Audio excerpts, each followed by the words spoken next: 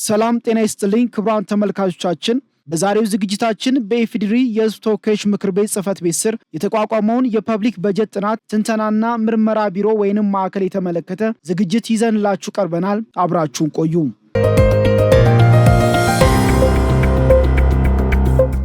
የኢፌዴሪ የሕዝብ ተወካዮች ምክር ቤት የሀገሪቱ ከፍተኛ የፖለቲካ ስልጣን ባለቤት የሆነና በሕገ መንግስቱ የተሰጡ ኃላፊነቶች ያሉት ተቋም ነው። በመሆኑም ይህን ሕገ መንግስታዊ ኃላፊነት በብቃት ለመወጣት የሚያስችሉ የተለያዩ የአሰራር ስርዓቶችንና አደረጃጀቶችን በመከተል ተግባራዊ ያደርጋል። በዚህ መሰረት ዘመኑን የዋጀ ሀገራዊና ዓለም አቀፋዊ የፓርላማ አሰራር ተሞክሮዎችን ከሀገር ተጨባጭ ሁኔታና የለውጥ ጉዞ ጋር በማጣጣም ያከናውናል። ከነዚህም መካከል ከዚህ ቀደም በነበሩት ዓመታት የፌዴራል መንግስት በጀትን በተመለከተ ከበጀት እቅድ ዝግጅት ጀምሮ እስከ አፈጻጸም ያሉ ሂደቶችን የሚያከናውኑበትን መንገድ በላቀ ደረጃ ለመፈጸም የሚያስችል የአሰራር ስርዓትን ለመተግበር የሚያግዝ የፐብሊክ በጀት ጥናት ትንተናና ምርመራ ቢሮ ወይንም ማዕከል በምክር ቤቱ ጽሕፈት ቤት ስር በማቋቋም ተግባራዊ ማድረግ ጀምሯል። የዚህ ቢሮ መቋቋም ምክር ቤቱ በዋናነት ውስን የሆነውን የሀገር በጀት ለታለመለት ዓላማ በሳይንሳዊ መንገድ በግልጽነት በታማኝነትና በተጠያቂነት እንዲውል የሚደረገው ጥረትና ተግባር ውስጥ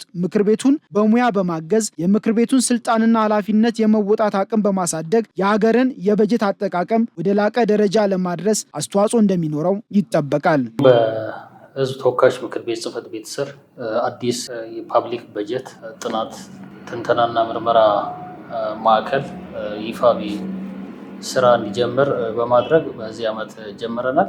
ይሄን ስንጀምር የምክር ቤቱ የአሰራርና የአባላት ስነ ምግባር ደንብ ላይ የምክር ቤቱን ዝርዝር ተግባራቶችን ይዘረዝራል። እንዲሁም እንደምናውቀው በሕገ መንግስቱ አንቀጽ 55 ላይ ምክር ቤቱ የሚሰራቸውን ስራዎች በሚል የህግ አወጣጥ የክትትልና ቁጥጥር እና የህዝብ ውክልና ስራዎች እንደሚሰራ፣ ባለስልጣናትን የመሾም የመሻር የመሰየም ስልጣን እንዳለው፣ እንዲሁም ደግሞ ቋሚ ኮሚቴዎችን እንደሚያቋቁም እና የተለያዩ የስራ ክፍሎችንም በማደራጀት ስራ እንደሚረዳው በሚችል መልኩ እንዲያደራጅ በህገ መንግስቱም የተቀመጠ ነው። እንዲሁም ደግሞ በምክር ቤቱ የአሰራርና የአባላት ስነ ምግባር ደንብ ቁጥር 6/2008 ላይ በተቀመጠው መሰረት የተሰጠ በአንቀጽ 4 ላይ የተቀመጠ ነው። እንግዲህ ይሄንን የበጀትን በተመለከተ የሀገሪቷ በጀት ውስን ነው።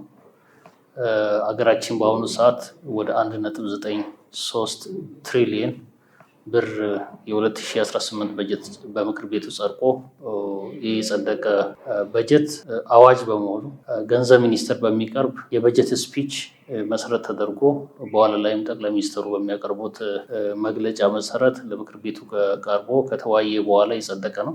እንደዚህ ሁሌ በየዓመቱ የሚበጀቱ በጀቶች እንዲሁም በመካከለኛ ጊዜ የሚበጀቱ በጀቶች እና በረጅም ጊዜ እቅድ መሰረት ተደርጎ የሚከናወኑ የልማት ፕሮጀክቶች በአግባቡ ስለመሰራታቸው የሚወጡ የአጠቃላይ የበጀተሪ ህጎች ወይም አዋጆች ተግባራዊነታቸው እንዲረጋገጥ ተረጋግጦም በአግባቡ ስራ ላይ ስለመዋላቸው ተቋማትን የመከታተል የመቆጣጠር ስልጣንም ያለው ይሄ ምክር ቤት ስለሆነ በጀቶች ከወጡ በኋላ ወይም የበጀት አዋጅ ከወጣ በኋላ እቅድም የተቋማት ከጸደቁ በኋላ በእቅዳቸው መሰረት ተቋማት ስለመፈጸማቸው ሲፈጽሙ ደግሞ ከበጀት አኳያ በጀቶች እንዴት ስራ ላይ እየዋሉ ነው፣ ከህዝብ ተጠቃሚነት፣ ከፍትሃዊነት፣ ከአካታችነት እንዲሁም ደግሞ ገለልተኛ በሆነ መልኩ ተገቢ የመንግስትን አሰራር ተከትሎ መፈጸማቸው መከታተል ያስፈልገው ስለነበር በክትትልና ቁጥጥር የምንሰራቸው ስራዎች ደግሞ ከዚህ በፊት የምንሰራቸው ይህንን ሁሉ የሚሸፍኑ ሆኖ ስላልተገኙ እንዲሁም ደግሞ ከዓለም አቀፍ አሰራር አንጻር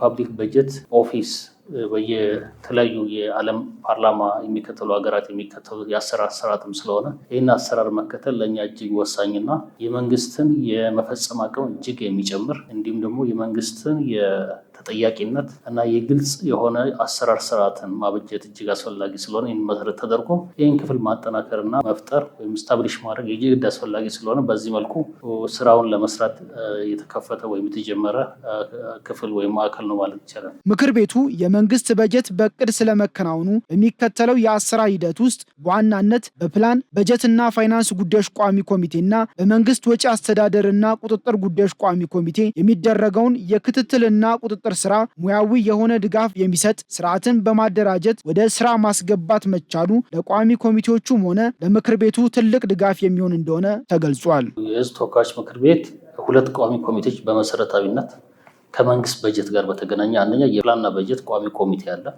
ይሄ የፕላንና በጀት ቋሚ ኮሚቴ ዋና ስራው የሀገሪቷን በጀት በእቅድ መሰረት ተደርጎ እንዲበጀት፣ ተቋማትም ደግሞ እቅዶቻቸውን በተገቢ ሁኔታ እንዲያቅዱ ከሀገሪቷ የፕላንና ልማት ኮሚሽን ወይም ሚኒስቴር ማለት ነው ጋር በጋራ ይሰራል።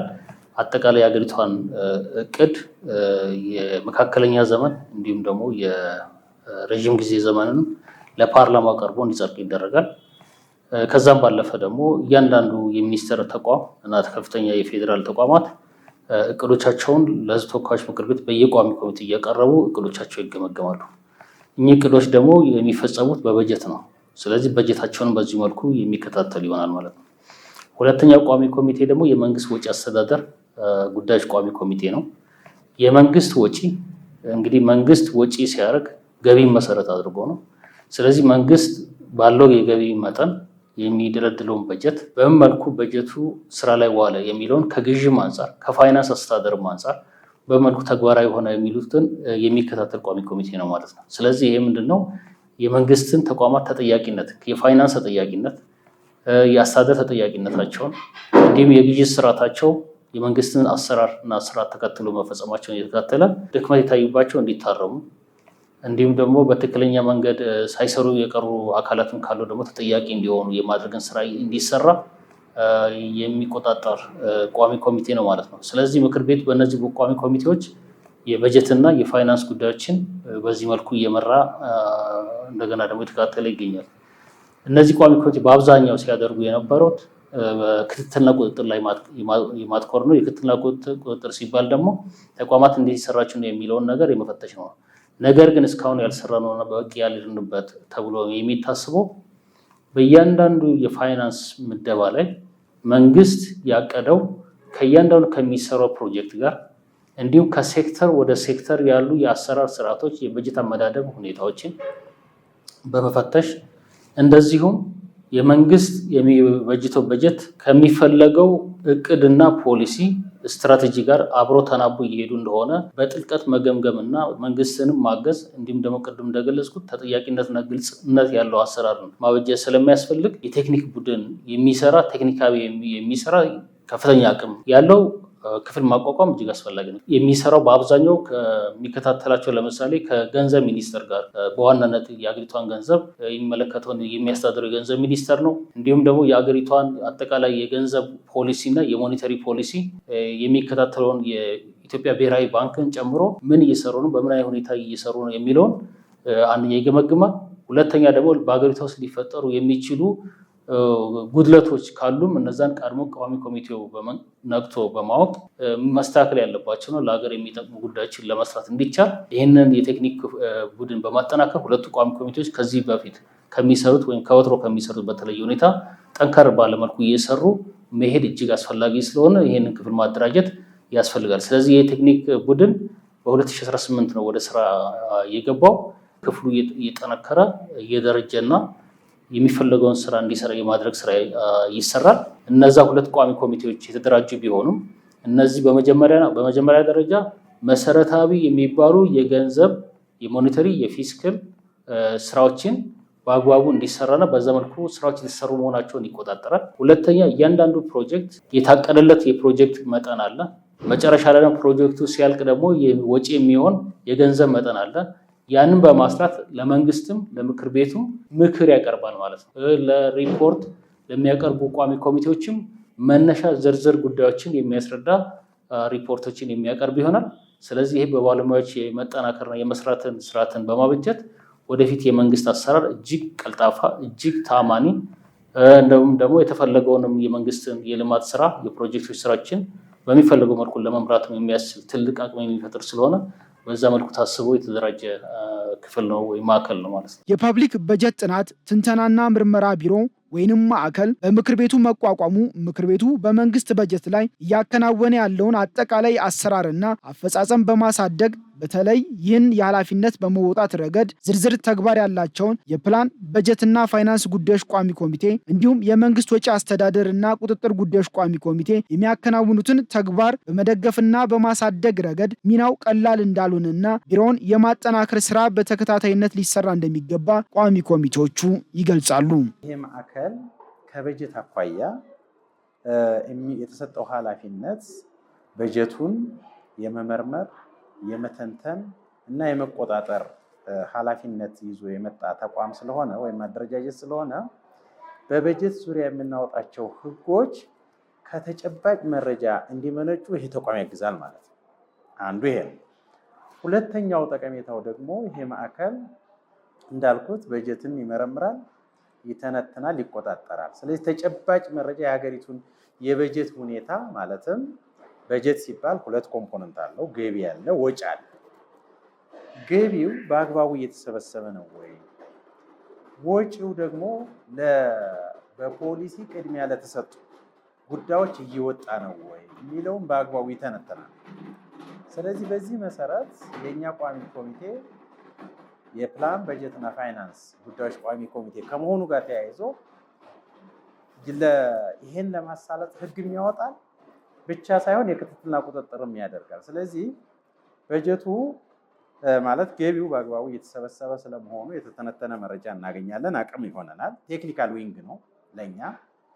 ሁለተኛው ወጪው ደግሞ እየወጣ ያለው በፖሊሲ ቅድሚያ ለተሰጣቸው ጉዳዮች ነው ወይ የሚለውን ይህ በጥናት አስደግፎ ይሄ ቴክኒካል ዊንግ ለኛ መረጃ ስለሚያቀርብልን ክትትልና ቁጥጥሩ የተሳለጠ እንዲሆን ያደርጋል።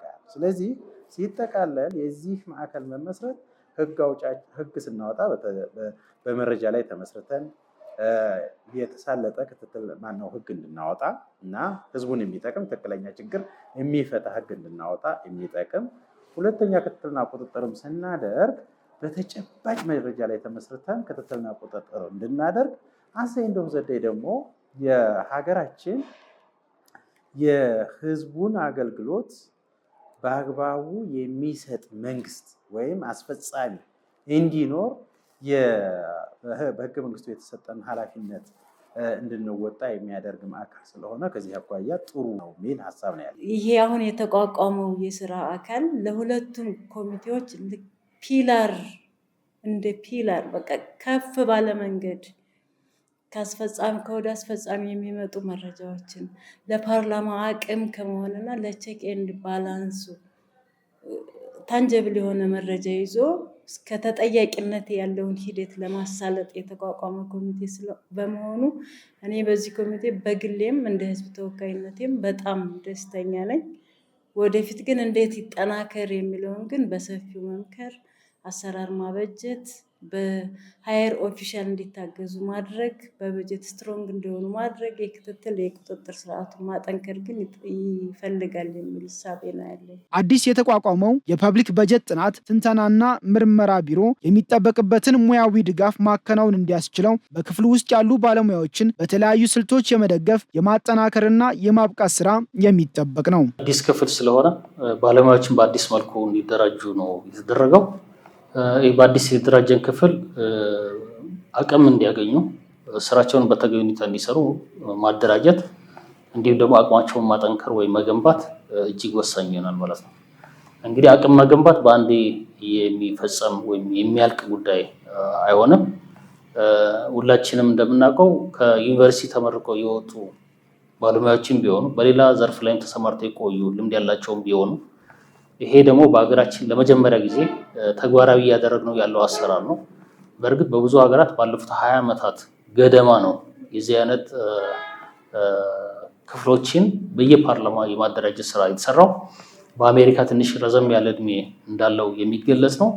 በአሜሪካ በ1975 ዓመተ ምህረት ጀምሮ የቅርባችን ኬንያን ብንወስድ በ2010 ገደማ እንግዲህ የተጀመረ ነው። እንግዲህ ስንት ዓመት እንደሚሆን መገመት ይቻላል። ስለዚህ እኛ ሀገር እንግዲህ እንደ አዲስ የገባን ያለው እንደ አዲስ ስንገባ ደግሞ ገና ብዙ መስራትን ይጠይቃል። ስለዚህ የባለሙያዎችን አቅም መገንባት ያስፈልጋል። አንደኛ የሚገነባው ከዚህ በፊት በዘርፉ ላይ እጅግ ልምድ አላቸው ተብሎ የሚባሉ ለምሳሌ አሁን ስልጠና እየሰጠ ነው የቀድሞ የፌዴራል ኦዲተር መስሪያ ቤት ዋና ዳይሬክተር የነበሩትን አቶ ገመቹ ዱቢሳ እንዲያሰለጥኑ እድሉን ስናመቻች እሳቸው ከነበራቸው የጥልቅ የሳብጀክቱ ወይም የትምህርቱ እውቀት እንዲሁም ደግሞ ከነበራቸው በጣም የካበተ ልምድ የተነሳ ብዙ ጠቃሚ ነገሮችን ለሰልጣኞች ይሰጡ ነው ያሉት። የዚህ አይነት ሰልጣኞችን እያመጡ ማሰልጠን አንዱ ነው። ሁለተኛ ደግሞ በሚፈለጉ ሳብጀክቶች ወይም ትምህርት አይነቶች ይህን ክፍል ማጠናከር ያስፈልጋል። እንደ አደረጃጀቱ ወደፊት አደረጃጀቱን እየፈተሽ አደረጃጀቱን እያስተካከል ባለሙያዎችን የማዳዲስ ባለሙያዎችን የማስገባት ስራ የሚቀጥል ይሆናል። እንዲሁም ደግሞ ከሌሎች ሀገራትም ቢሆን በዚህ ኤሪያ ላይ ጀማሪዎች ስለሆን ልምድን መቅሰምም ስለሚያስፈልግ እንደ ፓርላማ እንዲሁም ደግሞ እንደ ፓርላማ ጽሕፈት ቤትም ከሌሎች ልምድ እየወሰዱ ይህን እያጠናከሩ መሄድ ያስፈልጋል። ስለዚህ ስልጠናው በአጭር ጊዜ የሚደረግ ስልጠናን የሚያካትት ነው። በመካከለኛ ጊዜ የሚደረግ ስልጠናም እንዳስፈላጊው የሚደረግ ይሆናል።